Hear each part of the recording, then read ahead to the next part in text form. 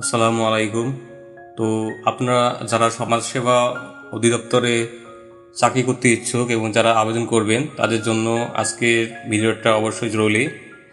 তো প্রথমে আমরা দেখে নিব যে কি কি কাগজ লাগবে বা কি কি কাগজ আমাদের থাকা লাগবে, তাহলে আমরা আবেদন করতে পারবো। তো এই জন্য আমরা আগে প্রথমে আবেদনের একটা ফর্ম দেখতে পাচ্ছি আমরা স্ক্রিনে। তো স্ক্রিনে ফর্মটা একটু দেখে নিই। এখানে আপনাদের নাম, বাবার নাম, মায়ের নাম, date of birth, nationality, religion, gender, national ID card, birth certificate বা birth registration, passport ID, marital status, mobile number, email, code. নিচে আছে নিচে আপনাদের ঠিকানা লাগবে, আর এসএসসি সার্টিফিকেট, তারপরে আছে এইচএসসি, তারপরে গ্র্যাজুয়েট বা অনার্স লেভেলে যেটা আছে, তারপরে একটা কোড দিব, হয়ে যাবে। তো আমরা দেখে নিই আসলে কী কী কাগজপাতি লাগবে। সমাজসেবা অধিদপ্তরের আবেদন শুরু হয়ে গেছে এবং এটা শুরু হয়ে গেছে 3/6/2026 থেকে, আর শেষ হবে 23/6/26। তো আমরা চেষ্টা করব আগে দ্রুত এবং অনেক আগে শেষ করার, কারণ আমরা যদি আগে শেষ না করে দেখা যায় যে শেষের দিকে সার্ভারে প্রবলেম থাকতে পারে।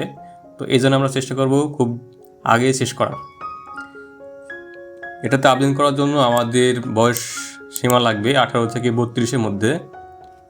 তো চলুন প্রথমে আমরা জেনে নিই যে কী কী কাগজপত্র লাগবে।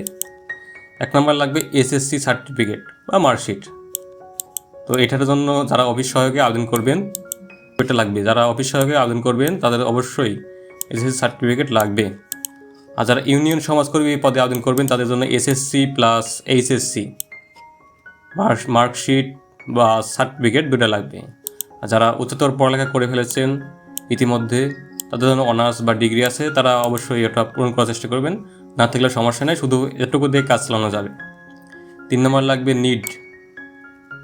নিড আইডি বা বার্থ সার্টিফিকেট। নিড আইডি বা বার্থ সার্টিফিকেটের আপনাদের যে সিরিয়াল নাম্বারটা আছে নিডের বা বার্থ সার্টিফিকেট, সেই সিরিয়াল নাম্বারটা লাগবে। 4 নাম্বার লাগবে ইমেল আইডি। এখন ইন্টারনেটের যুগে সবারই ইমেল আইডি আছে। তো যারা অন্যের কম্পিউটারে বা বাজারে কম্পিউটার থেকে আবেদন করে নেবে তারা অবশ্যই ইমেল আইডিটা জোগাড় করে নিয়ে যাবেন। 4 নম্বরে ফোন নাম্বার, মোবাইল নাম্বার, এটা সবারই আছে আশা করি। 5 নম্বরে লাগবে আপনাদের ছবি, 300x300 পিক্সেলের ছবি লাগবে। 6 নম্বরে লাগবে সিগনেচারটা লাগবে 300x80 পিক্সেলের। 7 নম্বর লাগবে কৌটা। যাদের কৌটা আছে, যারা কোটাতে আবেদন করতে চান তাদের জন্য কোটা লাগবে, যাদের কোটা নেই তারা দরকার নেই। 8 নম্বর লাগবে টেলিটক সিম উইথ ব্যালেন্স, মানে যারা ঘরে বসে আবেদন করবেন বা নিজ ফোন থেকে আবেদন করবেন তাদের জন্য টেলিটক সিম অবশ্যই লাগবে। 9 নম্বর লাগবে পোস্ট কোড লাগবে অবশ্যই, কারণ পোস্ট কোড অনেকে দেখা যায় জানে, অনেকে দেখা যায় জানে না। যারা জানেন না তাদের জন্য বলে রাখি যে যাদের নিড আইডি কার্ড আছে, নিড আইডি কার্ডের পিছনে পোস্ট কোড উল্লেখ করা আছে। যাদের নিজের এখনও নিড আইডি কার্ড হয় নাই তাদের বাবা অথবা মা এর বা নিড আইডি কার্ড নেবেন এবং তাদের পিছনে ব্যাকপার্টে নিড আইডির ব্যাকপার্টে দেখতে পাবেন এখানে পোস্ট কোড আছে।